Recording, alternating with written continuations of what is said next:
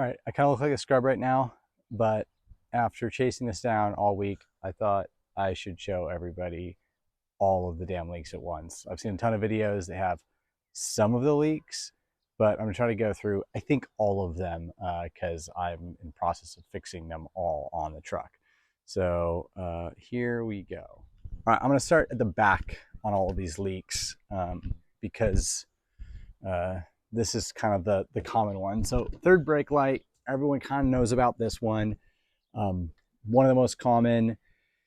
That leak is just a new gasket. You can buy it on Amazon. It's inexpensive. Just pop out the bolts, replace that gasket. That'll fix that. Second issue is these drain channels. So as it runs down this vertical channel, it comes in here. Now the water is supposed to drain out the bottom, as you can see kind of along here where there's water. So it just kind of flows out there. So I think two things cause problems. The drains get clogged and it just accumulates dirt and stuff in here. So I just ran a little trim tool underneath that gasket to clean that one out. And then in here, these are some asinine little designs. Try to get my light on so you can see it. It's gonna get focus on here. It's so tricky to see these, but those two little holes are the entire drainage system. Those get clogged, it's going to run out over here. It's going to run down your, C pillar effectively, and you're going to get water coming, pooling here and dripping down. It's going to fill up, like depending if you have storage or a subwoofer here, it's going to get a ton of water in here. You can see the water line from how much water was coming in here. So that's one area. The drains are right underneath this little clip that holds down for, this is a power sliding rear window. So it's right underneath where that little clip sits.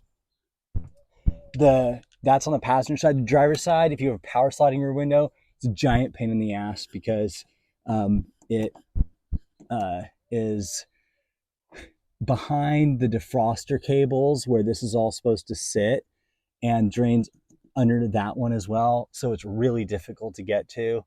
Be very careful. This piece here, you can just put a trim tool in there and pop that off.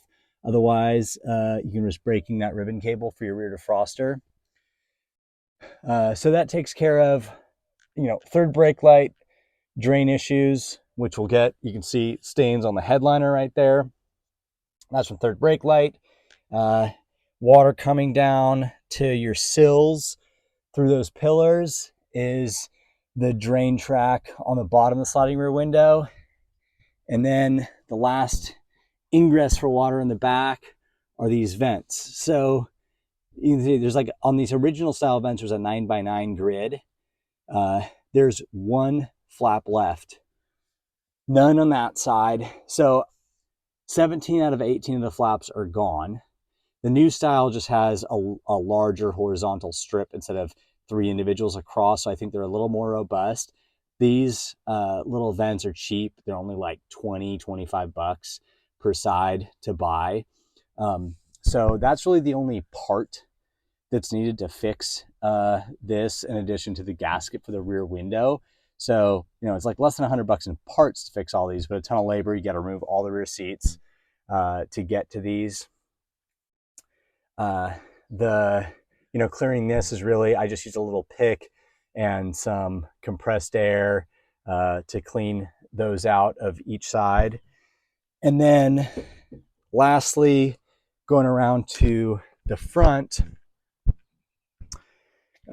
this one was a little bit confusing because you can see a ton of water on the floor mat dripping up onto splashing the speaker here. First I had thought maybe, it's water coming in here, but tested it and realized it was indeed the sunroof drain track. I had a whole seed just clogged inside this drain tube. So if you go from up top, you can see right here on either side, there's a little drain tube on the driver and passenger side of the sunroof in the same spot, right in that front corner of the sunroof. There's no like mesh or anything to block that. So anything that's bigger than that hole can go down it and block it. So you have to take off the sun visors and the door handles right here. So it's just a couple bolts that hold on the the little grab handles rather right here. A couple bolts take that off. Torques on one side and a couple of 8mm on this side take off the sun visor. So you can pop those off, pop the door handle off, and then you can get in here and you can, I don't know if I'll be able to show this. It's a little difficult to see, but that hose connector is right there. So you can see there's just a little nipple right there that the drain tube connects to. And so that's where it plugs into. And then it comes down through your A-pillar and it exits right here at this hole.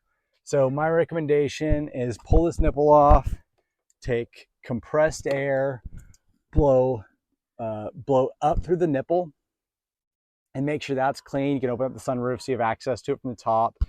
Just make sure both those on each side are clear. And then I poured water down this tube to see how it was flowing. It was pretty good on the passenger side once I got the seed that was blocking it out of the way.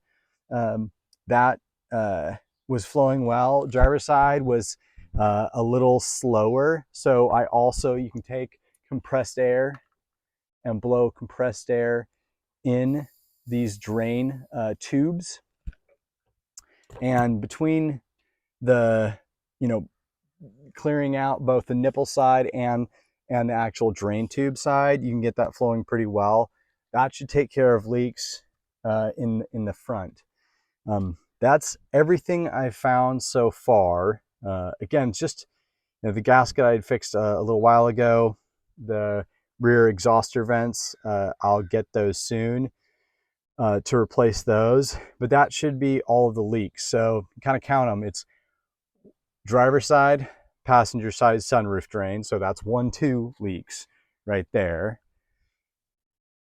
Driver side, passenger side, track on the rear window. So that's leaks 3 and 4.